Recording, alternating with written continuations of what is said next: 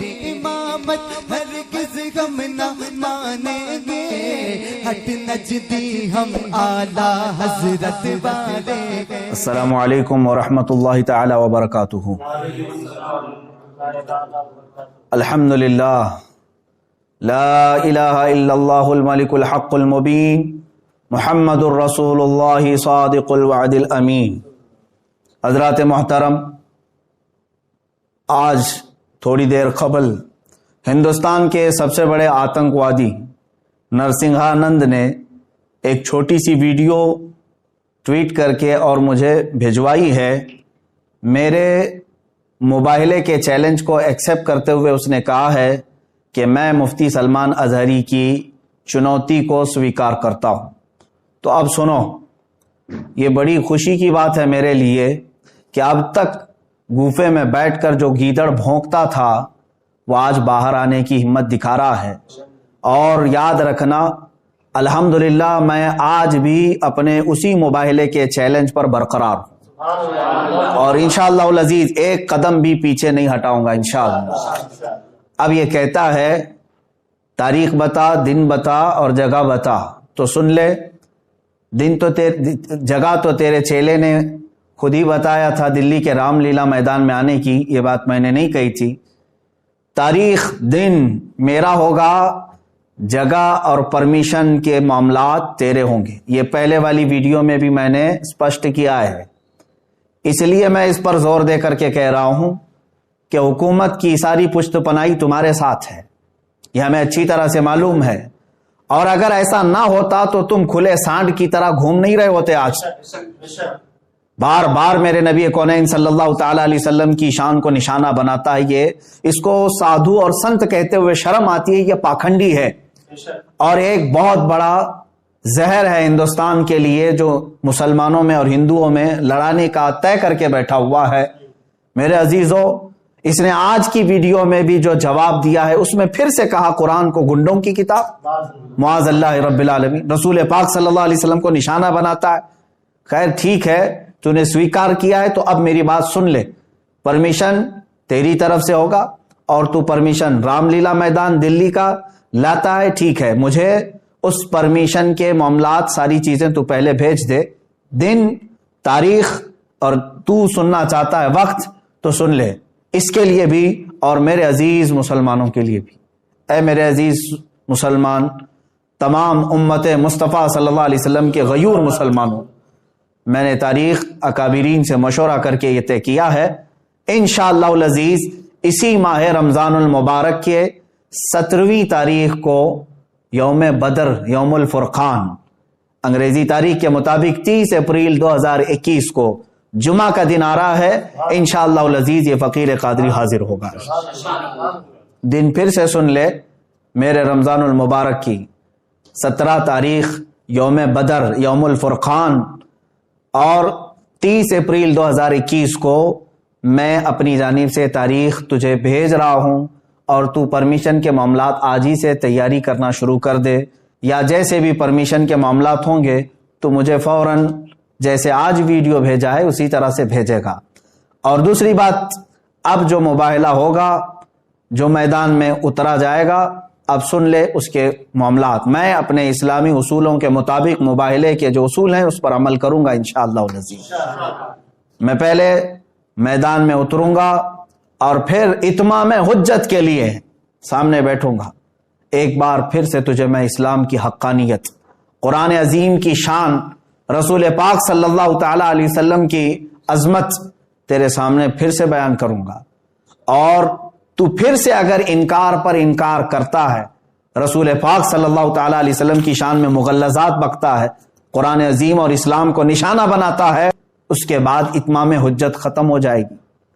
میری طرف سے جو تجھے اسلام کی حقانیت بتانی تھی وہ مکمل ہونے کے بعد تو بھی بیٹھ جا، میں بھی بیٹھتا ہوں۔ تو نے کہا ہے نا کوئی چیز نہیں لے کر کے آؤں گا، دیوی کو اور ماں کو اپنے اندر لے کر کے آئے گا۔ بہرحال جس دیوی اور دیوتا کی تو پوجا کرتا، عبادت کرتا ہے، تو بیٹھ کر کے اپنی دیوی اور دیوتاؤں کو پکارے گا، اور میں اپنے رب ذوالجلال خالق کائنات اللہ رب العزت کو پکاروں گا، اور میں یہ عرض کروں گا کہ اے اللہ، اس میں جو جھوٹا ہے اس پر تو لعنت بھیج اور اس کو تو اپنے عذاب کا نشانہ بنا دے.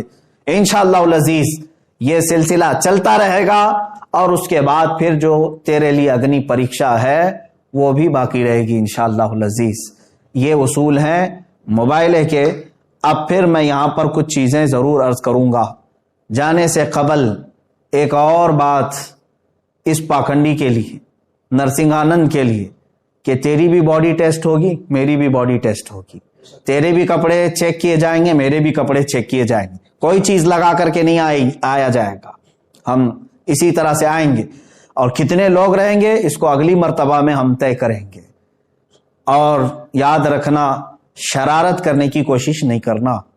اگر تو اپنے گوفے سے باہر آنے کی ہمت دکھا رہا ہے تو پھر سے میں تجھے کہتا ہوں، بزدلوں اور کائروں کی طرح سے شرارت نہیں کرنا. جس طرح تو اپنے گوفے میں بیٹھ کر کے عام بھولے بھالے ہندوؤں کو ہتھیار سے لیس ہونے کی دعوت دیتا ہے، لڑانے کے لیے ابھارتا رہتا ہے، اس طرح اگر تو نے دلی میں رائٹس کرنے کی کوشش کی، ہندو مسلمان فسادات کرنے کی کوشش کی، اس کا سارا ذمہ تیرے سر پر ہوگا. اس لیے کہ میں ہندو مسلمان لڑائی کا، فساد کا حائل نہیں ہوں. میری لڑائی عام لوگوں سے نہیں ہے، صرف تیرے سے ہے، تجھ پاکھنڈی سے ہے، جو تو اپنے مغلظات کے ذریعے سے اسلام کو اور قرآن کو اور میرے آقا کو نشانہ بناتا ہے. سب کو معلوم ہے تو سیاست کے لیے یہ تمام چیزیں استعمال کر رہا ہے، لیکن آج بات آ گئی ہے میرے نبی محترم صلی اللہ تعالی علیہ وسلم کی. تو کیا سمجھتا ہے کہ اسلام یہ کوئی کھیل ہے، آج کل کا آیا ہوا ایک دین ہے؟ اسلام تو اس دن سے ہے جس دن پہلے انسان نے اس دھرتی پر قدم رکھا ہے. میرے رب ذوالجلال کا ہر گھڑی انشاءاللہ العزیز اعانت کا وعدہ ہے قرآن پاک میں، اور مجھے یقین کامل ہے. اور جو باتیں مجھے عرض کرنی ہے پرمیشن تو لے کر کے ہمیں بھیجے گا، اور تاریخ میں نے طے کر دیا. پھر ایک بات، تو جل کر مر گیا تو اس کی ذمہ داری میری نہیں ہوگی. یہ بھی لکھ کر کے پہلے سے دے دینا کسی ایڈوکیٹ کے ذریعے سے بنا کے کہ میں اپنی خوشی سے جل کر کے مرنا چاہتا ہوں، اس لیے کہ بعد میں تیرے جل کر مرنے کے بعد نہ یہ ذمہ داری میرے اوپر ہوگی اور نہ ہی کسی مسلمان پر ہوگی. اور انشاءاللہ العزیز مجھے یقین ہے میرے دین پر اور رسول پاک صلی اللہ تعالی علیہ وسلم کی حقانیت پر اور قرآن پر یقین ہے. جو ہوگا میرے رب تعالی کی مدد ضرور آئے گی. آخر میں اپنے تمام مسلمان بھائیوں سے یہ ضرور گزارش کروں گا، اور علماء اہل سنت سے بھی، کہ جنہوں نے مجھ سے بڑی محبتوں کا اظہار کیا، ہر خانقاہ سے دعا کے پیغامات آئے اور علماء اہل سنت نے ڈھیروں دعاؤں سے مجھے نوازا ہے، مسلسل ارسال کر رہے ہیں. کئی حضرات نے مجھے اپنی نیکیاں، اپنے نوافل میں یاد کیا. بہرحال میں تمام ہی نوجوانوں سے کہنا چاہوں گا، اے مسلمانوں، اب مجھے بتاؤ، میرے آقا صلی اللہ تعالی علیہ وسلم پر اس قدر مغلظات بکنے کے بعد اب جینے کا مطلب کیا رہ جاتا ہے؟ اب جینے کا مطلب کیا رہ جاتا ہے یہاں پر؟ اور پھر میں یہ سمجھ لوں گا کہ اگر اس وقت کے آنے سے پہلے اس نے کوئی شرارت کی، دباؤ بنا کر کے میری گرفتاری یا مقدمے میں گھسیٹنے کی کوشش کی، تو پھر میں سمجھ جاؤں گا کہ تو سب سے بڑا کائر ہے اور بزدل ہے. اور پھر یہ بھی میں سمجھ جاؤں گا حکومت کی ڈبل پالیسی کیا ہے. جگہ جگہ سے اس پر ایف آئی آر ہوئے ہیں، دسیوں مقدمے ہو گئے، لیکن اس کو کوئی اریسٹ نہیں کر رہا آج تک. کھلے سانڈ کی طرح سے وہ گھوم رہا ہے، زہر پھیلا رہا ہے، آج تک زہر پھیلا رہا ہے. اور اگر مجھ جیسا ایک عالم انصاف کی گہار لگائے، اگر مجھے گرفتاری کے بارے میں یا مقدموں کے بارے میں بات آتی ہے تو پھر یہ ڈبل پالیسی بھی سمجھ میں آئے گی. جس طرح مجھے آج ہی میرے گھر پر پولیس بھیج کر کے نشانہ بنانے کی کوشش کی گئی، وہ جس کی طرف سے بھی پولیس آئی ہوگی، لیکن اگر ان معاملات میں یہ شرارتیں بھی تو کرے گا تو بھی کان کھول کر کے سن لے. میرا یہ چیلنج کبھی ختم نہیں ہوگا، انشاءاللہ کبھی ختم نہیں ہوگا. اگر دباؤ میں آ کر کے کسی نے گرفتاری اور دیگر معاملات کر بھی دیے میرے ساتھ، ارے میرا قتل بھی کر دیا، انشاءاللہ العزیز ہندوستان کے ہزاروں عاشقان مصطفیٰ ہیں جو پھر کھڑے ہو کر کے تجھے للکاریں گے. پھر للکارا جائے گا تجھے، اور یہ ختم نہیں ہوگا. اور تم اپنی طاقت اور سیاست کا استعمال کرو، انشاءاللہ العزیز ہر سنی مسلمان اپنے عشق رسول کی طاقت کا استعمال کرے گا انشاءاللہ.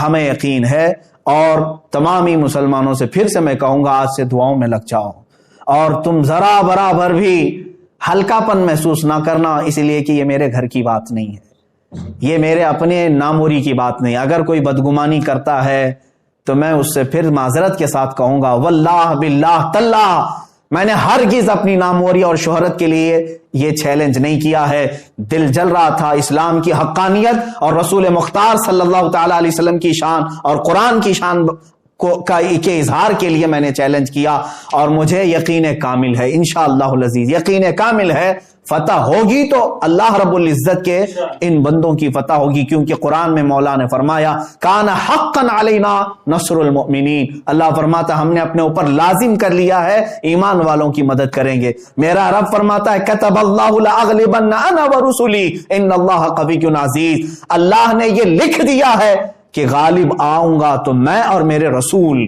اور بے شک اللہ قوت والا اور غالب آنے والا ہے۔ اور پھر میرے رب تعالیٰ نے یہ بھی فرما دیا ہے هو الذی ارسل رسولہ بالہدی ودین الحق لیظہرہ علی الدین کلہ، وہ اللہ ہے جس نے اپنے رسول کو دین حق کے ساتھ بھیجا ہے، دین حق کے ساتھ بھیجا ہے، کسی آتنک کے ساتھ نہیں، اس لیے کہ وہ تمام ادیان میں غالب آئے۔